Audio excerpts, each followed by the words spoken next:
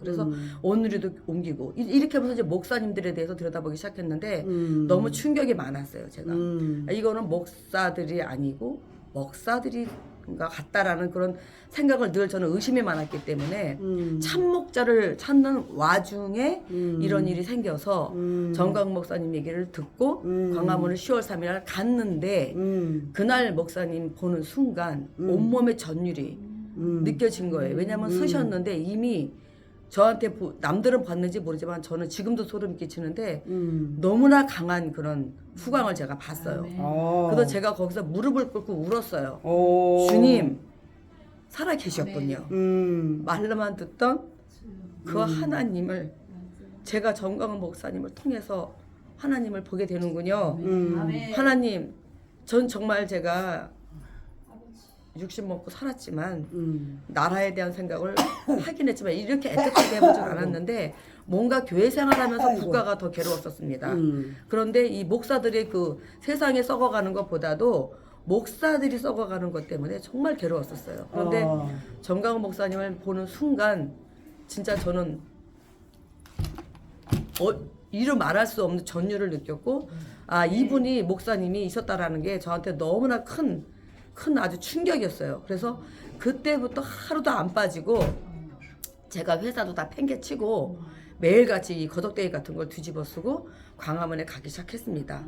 그러면서 아 하나님 이 시대를 위해서 하나님께서는 성경에 있었던 그런 선지자들 말만 들었지만 이 시대의 선지자님을 하나님이 준비하셨다는 것을 알고 그때부터 저는 이제 이 정광 목사님의 그런 말씀과 예배와 그때는 만났지만은 교회는 안 왔어요. 왜냐면은 매일같이 광화문에 나가는 게 중요했기 때문에. 그러다가 제가 한 8개월쯤 됐을 때 이 무슨 생각이 들었냐면 그렇다면은 이 목사님이 운영하시는 교회는 어떨까 정말 궁금했어요. 와서 그리고서 이제 그 생각을 하고 그 다음 주에 예배를 왔는데 더 많이 울었습니다. 본당에 와서 정말 저는 부들부들 떨고 울었어요. 왜냐면은 이게 교회였구나. 이게 교회지. 근데 이런 저의 그 갈등과 모든 그런 신앙의 갈등과 인생의 갈등이 그냥 완전히 그러니까 재단에서 물이 흘러갔다라는 게 뭔지를 제가 이제 알았어요. 예, 그러면서 이제 저는 뭐 의심 이런 거 없이 그래 죽으면 죽으리라. 그렇게 이 교회를 다니기 시작하고 정광훈 목사님에 대해서 정말 말씀 또 더 놀랬던 거는 그토록 다녔던 교회들은 기복신앙이었던 거예요. 내가 하나님을 이름을 부르짖지만 그 안에는 내가 있었던 거예요. 내가 잘 되고 내 가정이 잘 되고 맞아. 내가 잘 돼야 되는 저만 해도 왜냐면 그런 목사님들을 말씀 듣다 보니까 내가 하나님한테 영광을 드리는 거는 애들을 잘 기르고 내가 돈을 많이 벌어서 사회 사람들이 볼 때 기독교인으로서 아 정말 저렇게 믿는 것은 믿음이야 이렇게 보여주고 싶었었어요. 근데 그것들이 다 무너진 거예요. 여기 와서. 그리고 제가 제일 먼저는 그 교회에 와서 그 다음에 했었던 거는 회개였어요. 나의 철저한 회개. 내가 왕이 됐던 내 자신이 왕일 수밖에 없었던 그런 삶에 대해서 회개가 되면서 그리고 이제 말씀을 듣다 보니까 처음 듣던 말 지정의 이 지정의를 몰라서 제가 알았다면 그렇게 안 살았겠죠. 근데 그 지정의에 대해서 철저하게 나눠주신 거 나가 왕인데 왜 왕인지를 몰랐는데 지정의에 의해서 내가 왕이 될 수밖에 없었던 그래서 그거를 내려놔야 되는 일들을 제가 이제 그때 알게 된 거죠. 그리고 이제 7대 복음을 만나고는 성경이 딱 압축이 됐어요. 우리가 명절 때 우리가 다 모이듯이 하나님께서는 명절을 통해서 하나의 일점의 착오도 없이 가시는 이 길에 정광훈 목사님이 서실 수밖에 없었던 일. 왜냐면은 제가 우리나라가 1949년도 6월 달에 이 나라가 됐습니다. 대한민국이라는 나라가 탄생이 됐어요. 대한민국이라는 이름으로 탄생이 됐어요. 왜냐면은 우리 하나님 입장에서 볼 때면 각국 나라가 있잖아요. 근데 그 대한민국의 아들을 탄생시킨 게 이승만 대통령을 통해서 탄생을 시킨 데가 1949년 6월인데 우리 목사님이 제가 계산을 해보니까 2019년도 6월이면은 딱 70년이에요. 딱 70년에 정확하게 하나님은 바벨론 포로 들어갔던 이스라엘 백성처럼 우리나라가 사로잡혀 간 지가 70년 된 거예요. 물론 기독교가 들어와서 있었지만은 이승만 대통령 통해서 우리 그 기독교적인 걸로 성경에 얹어서 나라가 탄생했지만 사로잡혀갔던 것은 기복이었어요. 기복. 오로지 돈. 자식 잘 되고. 왜냐면 가난했던 나라에서 부르짖을 수 있던 거는 잘 사는 것밖에 없었는데 모든 사람이 산에 올라가서 기도할 때에 부르짖었던 건 경제였어요. 잘 먹고 잘 사는 거. 그때는 조용기 목사님이 필요한 시대였었어요. 그때는. 그러나 이쯤에 와서 제가 만난 목사님 때는 이제는 우리가 정말 닫혀가는 시대에 회개의 문을 열어야 될 때에 정광 목사님을 제가 만나게 된 거죠. 그래서 정말 뜻깊은 70년을 보면서 전 전율을 느낄 수밖에 없었던 거였어요. 그래서 지금 같은 경우는 제가 사랑제일교회에서 저는 그 큰 교회를 다니면서도 기질적인 게 있어서 많이 세우려고 했어요, 저를. 근데 저는 싫었어요. 왜냐하면 예수가 없었기 때문에. 어떤 일을 해서 나누고 구역 예배를 하고 어떤 봉사를 해도 예수가 없어요. 그래서 저는 그것 때문에 많이 싸웠어요. 왜냐하면 예수님은 곧 빛이고 복음이고 복음은 빛이고 예수인데 또 예수님은 복음이면서 빛이에요. 아무리 돌려도 예수인데 이게 없는 거예요. 그렇지. 예, 그래서 다 빼고 기복적인 거, 그냥 잘 되는 거 이런데 우리 목사님은 아니었어요. 무조건 예수였어요. 아멘. 그래서 저는 그 예수 때문에 그 예수를 만나기 위해서 무지하게 많은 갈등을 하고 타는 목마름으로 부르짖었던 그것이 정말 해결된 거예요. 아멘. 모세가 반석을 쳤을 때 생수가 터졌듯이 저는 정광훈 목사님 만났을 때 반석에서 물이 나는 것 같은 주여서. 그런 거를 느꼈기 때문에 일초의 의심도 없었고 정말 제가 오히려 왜 정광훈 목사님을 몰랐는지 집에 가서 뒤져봤어요. 도대체 내가 이분을 왜 몰랐지? 이 기독교 생활 제가 카톨릭 집안에서 저 혼자 와서 거의 한 20몇 년, 지금 제가 30년 됐죠, 이제. 그 과정을 그렇게 헤맸던 그 예수를 얘기해준 사람이 없었는데 정광훈 목사님을 만났잖아요. 근데 제가 이제 아까 말씀드리다 말았지만 교회에서 저를 세우려고 할 때 싫었어요. 왜냐하면 봉사를 해도 그냥 친목계 비스름한 그냥 무슨 이런 모임이 자체가 예수를 빼고 만나니까 먹고 마시고 놀고 즐기고 기도원을 가도 결국은 놀고 마시고 기쁨 그냥 내 유익에 내 유익. 그러나 우리 목사님은 그게 아니었었어요. 정광훈 목사님 다른 분들도 다 뭐 느끼셨겠지만 저는 생명을 딱 얘기하시는 생명을 주시는 거예요 우리한테.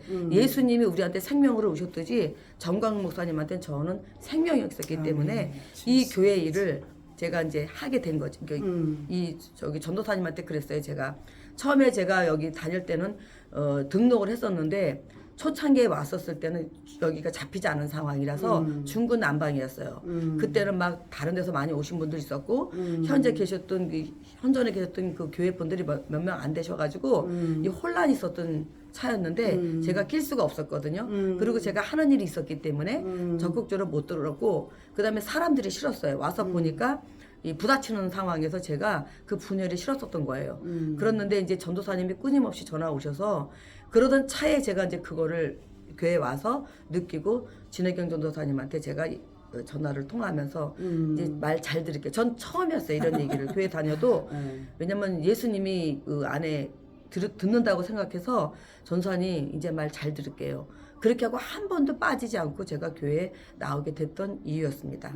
그래서 오다가 이제 물론 여러 가지 일들이 많았지만 다 기뻤어요. 저는 왜냐면은 다른 교회에서 너무나 느꼈던 일들이 많았지만 여기는 무조건 기뻤어요.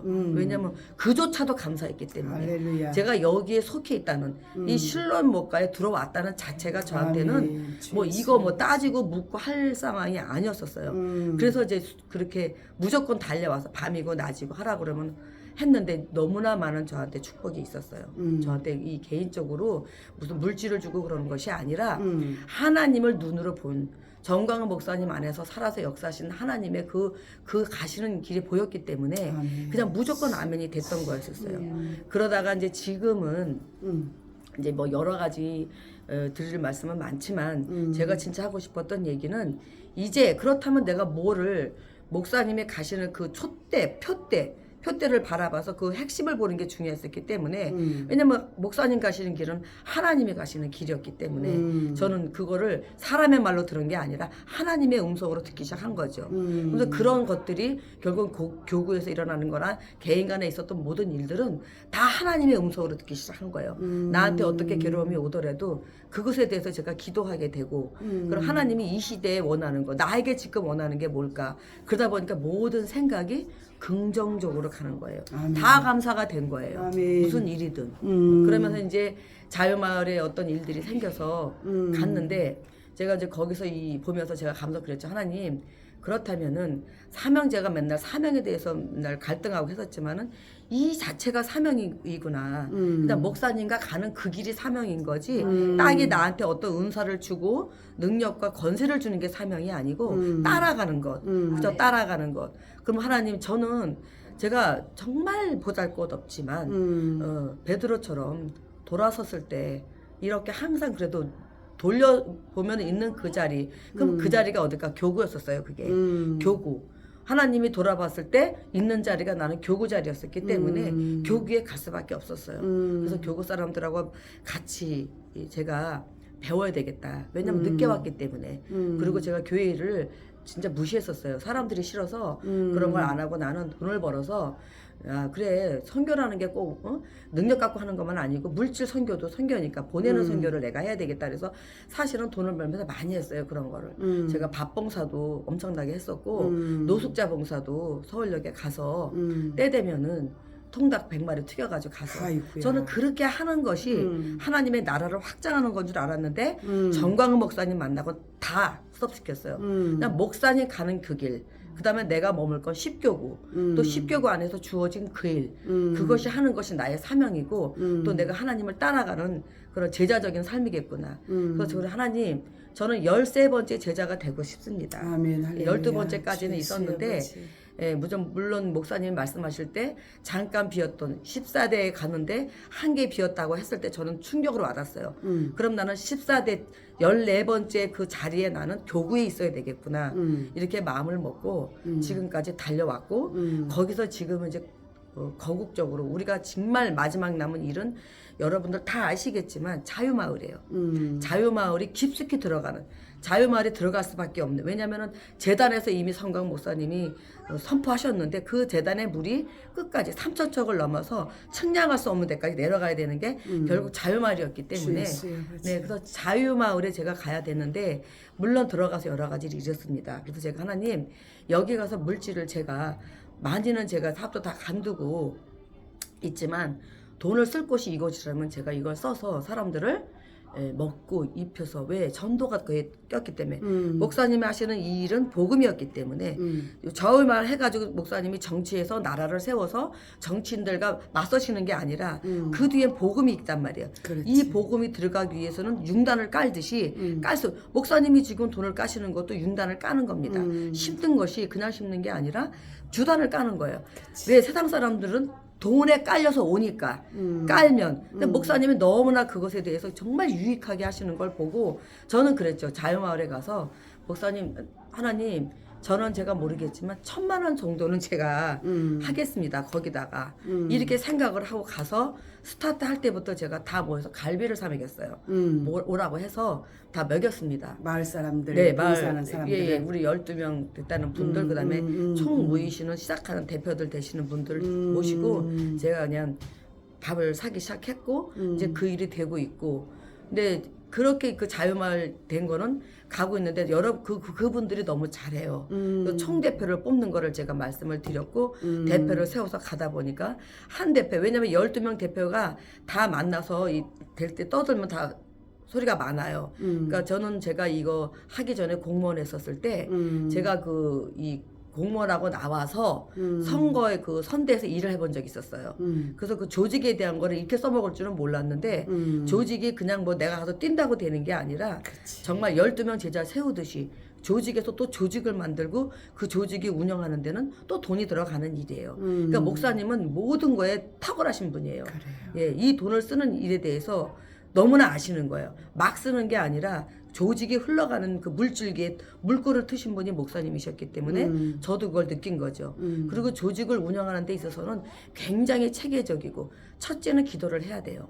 그리고 사람을 세우는 게 먼저고 그 사람을 세웠으면 그분들이 잘할 수 있도록 해야 되는 게 목사님이 지금 그렇게 하시거든요. 세워놨는데 그냥 니네들이 해 이게 아니라 지속적으로 목사님이 하시는 걸 보고 제가 조금 봤지만 목사님은 정말 하나님이 세우신 분이기도 하지만 그 모든 것을 다 하나님 나라에서 이루어질 것들을 그대로 하시는 걸 보고 제가 이제 그걸 보고 저도 제 작은 경험이지만 접목을 시킬 생각을 했던 거죠. 그런데 이제 그렇게 해서 그분들을 세워가는데 그분들이 너무나 또 남자들은 또 달라요. 여자들하고 다른 데 있어서 여자들은 얘기를 많이 해줘야 되지만 남자는 조직을 갖춰줘야 돼요. 그 일을 줘야 돼요. 남자들은 그러면 그걸 사명으로 알고 뛰어요. 근데 여자들은 일부터 주면 시끄러워요.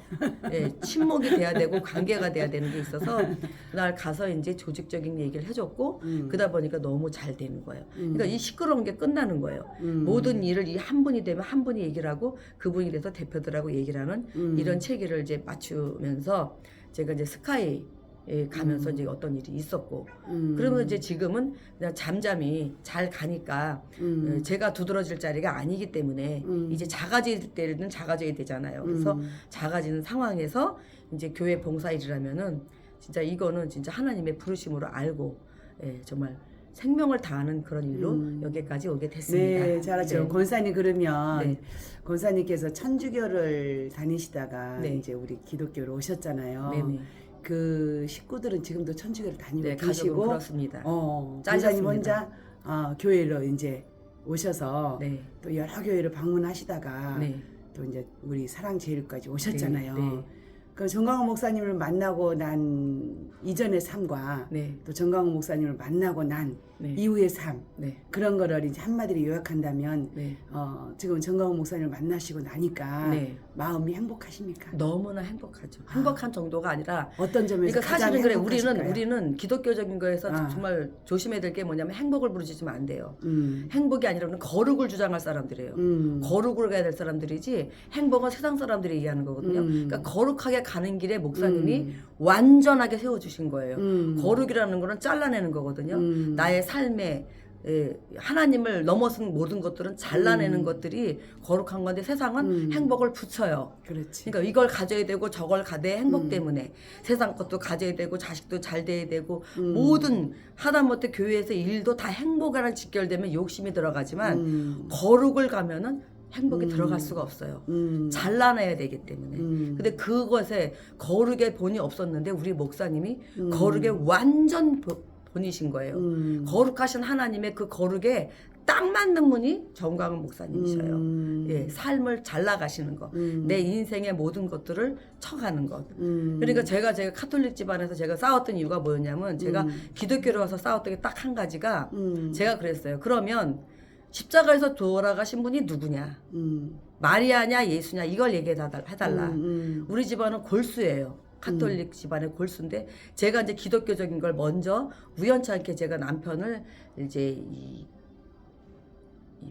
의대를 보내는 세상적에 있던 사람을 제가 욕심이 말도 못했어요.